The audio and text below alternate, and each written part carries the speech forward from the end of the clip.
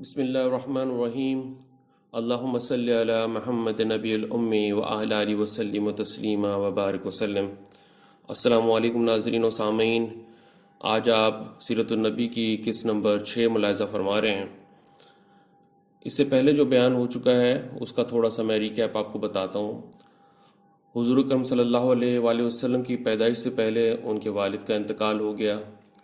پھر اس کے بعد جب حضور اکرم صلی اللہ علیہ وآلہ وسلم کی ولادت ہوئی تو کچھ ہی دنوں کے بعد جو ہے بی بی حلیمہ ان کو دودھ پلانے کے لیے گاؤں لے گئیں۔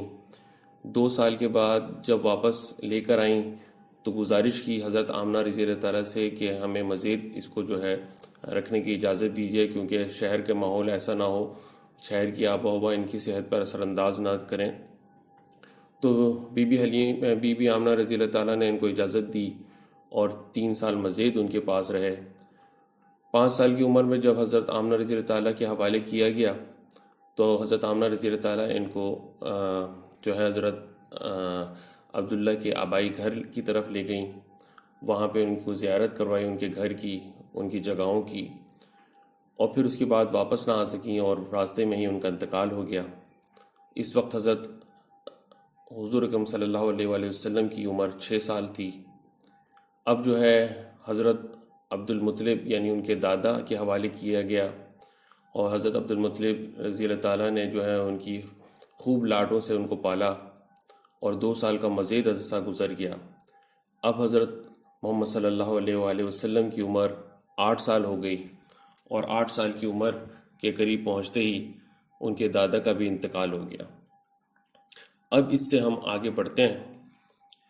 ماں باپ کی آنکھیں بند ہوئیں تو محمد صلی اللہ علیہ وسلم کی رحمتوں سے محروم نہ ہو گئے۔ یہ اسی کا فضل و کرم تھا کہ آپ صلی اللہ علیہ وسلم کو ایسے دادا ملے جو آپ صلی اللہ علیہ وسلم پر ماں باپ کی طرح مہربان تھے۔ پھر اس کے بعد ایسے چچا ملے جنہوں نے کبھی یتیمی کا احساس تک نہ ہونے دیا۔ دادا عبد المطلب کا انتقال ہوا تو ابو طالب نے آپ صلی اللہ علیہ وسلم کو اپنے سایہ عافیت میں لے لیا۔ یہ عبد المطلب کے بیٹے تھے اور آپ صلی اللہ علیہ وسلم کے چچا ہوتے تھے۔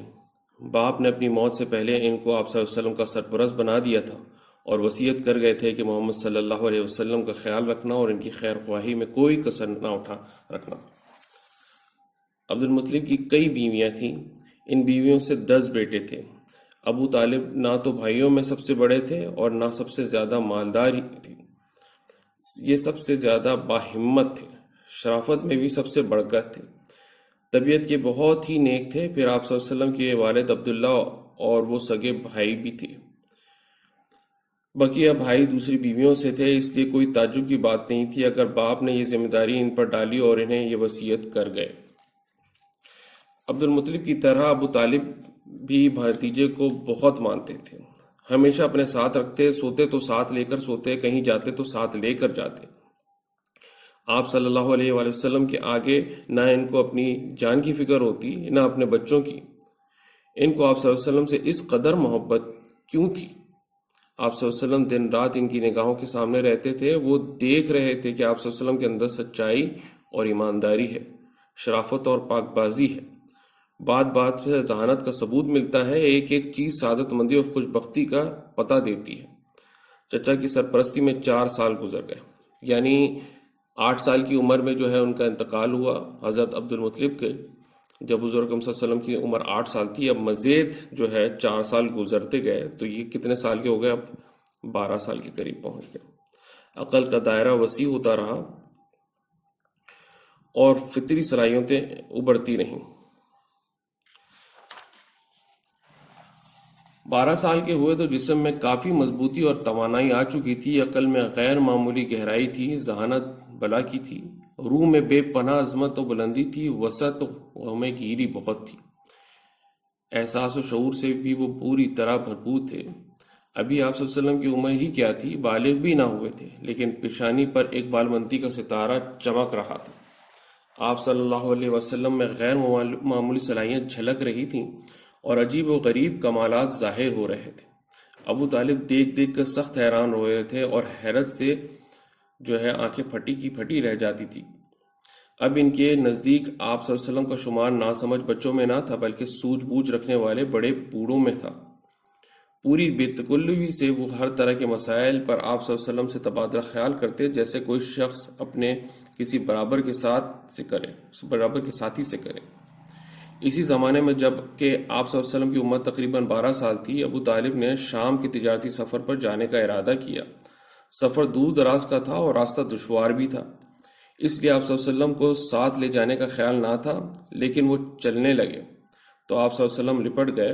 ابو طالب نے سوچا سفر تو دشوار ہے مگر بھتیجا بھی ہوشیار ہے، اور یہ سوچ کر وہ بخوشی ساتھ لے جانے پر تیار ہو گئے۔ تجارتی قافلہ روانہ ہی ہوا تھا، قافلے میں آپ بھی تھے۔ راستے میں آپ صلی اللہ علیہ وسلم جو کچھ دیکھتے اس پر غور کرتے اور جو کچھ سنتے اس پر سوچ و بچار کرتے اور سب کچھ ذہن میں محفوظ کرتے جاتے۔ قافلہ مختلف علاقوں سے گزرا، بہت سی شہروں میں ٹھہرا اور بالآخر شام کی سرزمین میں پہنچ گیا اور وہاں کے ایک مشہور شہر بصرہ میں پڑاؤ ڈال دیا۔ بصرہ میں بحرہ نامی ایک راہب تھا۔ اچھا، راہب جو ہے وہ ایک یہودیوں کے جو ہے نا مولوی صاحب کو کہتے ہیں، جو یہودیوں کا جو سب سے روحانی پیشوا ہو یا مذہبی پیشوا ہو اسے راہب کہا جاتا ہے۔ اسی طریقے سے بصرہ میں بحرہ نامی ایک راہب تھا۔ اس کے گرجا گھر کے پاس ہی ایک سایہ دار جگہ تھی۔ گرجا گھر کیا، جیسے ہماری مسجد ہوتی ہے اس طریقے سے یہ راہب جو ہے ان کا گرجا گھر ہوتا ہے۔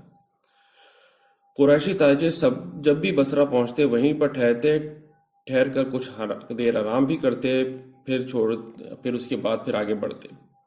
یہ قافلہ بھی اس جگہ ٹھہرا اور ہر شخص اپنے کام میں مصروف ہو گیا۔ کوئی زیادہ تھکا ہوا تھا تو بیٹھ کر دم لینے لگا، کوئی بھوک سے بے تاب تھا تو دسترخوان پھیلا کر بیٹھ گیا۔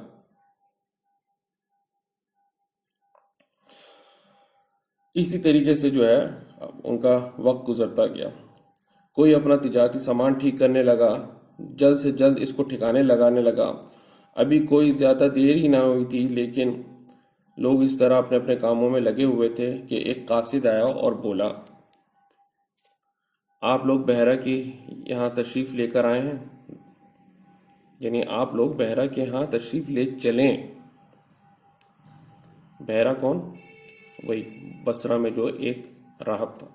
انہوں نے کھانے کا اہتمام فرمایا ہے اور آپ تمام لوگوں کو دعوت دی ہے۔ لوگ حیرت سے ایک دوسرے کا منہ تکنے لگے، نگاہیں گویا ایک دوسرے سے پوچھ رہی تھی وہ یہاں کئی بار آئے ہیں، ٹھہرے اور چلے بھی گئے ہیں، لیکن بحیرہ نے کبھی نہیں پوچھا آج ہی وہ کیوں اتنا مہربان ہے۔ بحیرہ کرتے تو کیا کرتے، دعوت قبول کر لی اور تمام لوگ قاصد کی رہنمائی میں روانہ ہو گئے۔ ہاں، صرف محمد صلی اللہ علیہ وسلم رہ گئے اور آپ صلی اللہ علیہ وسلم نہیں گئے، اس لیے کہ آپ صلی اللہ علیہ وسلم بچے تھے۔ بحیرہ نے سب کا ہی پرتقواب خیر مقدم کیا اور بولا کہ بھائیوں، میں چاہتا ہوں کہ آج تم سب میرے ساتھ کھانا کھاؤ اور تم میں سے کوئی بھی نہ رہ جائے۔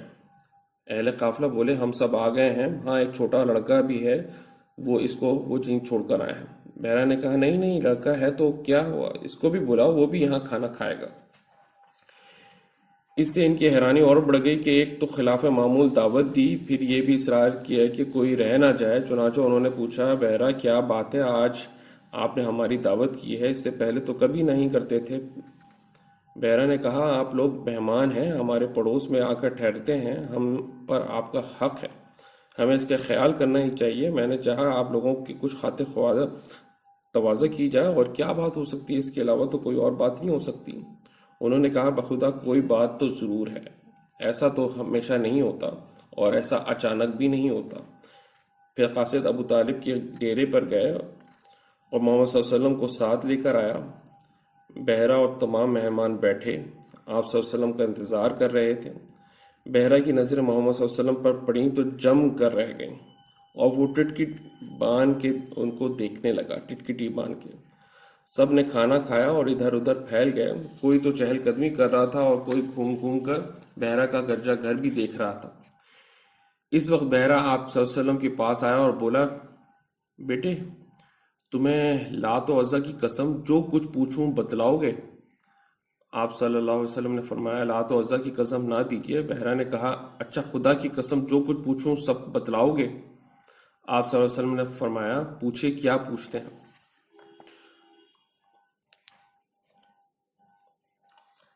اب بحیرہ آپ صلی اللہ علیہ وسلم سے آپ صلی اللہ علیہ وسلم ہی کے بارے میں مختلف سوال کرنے لگا.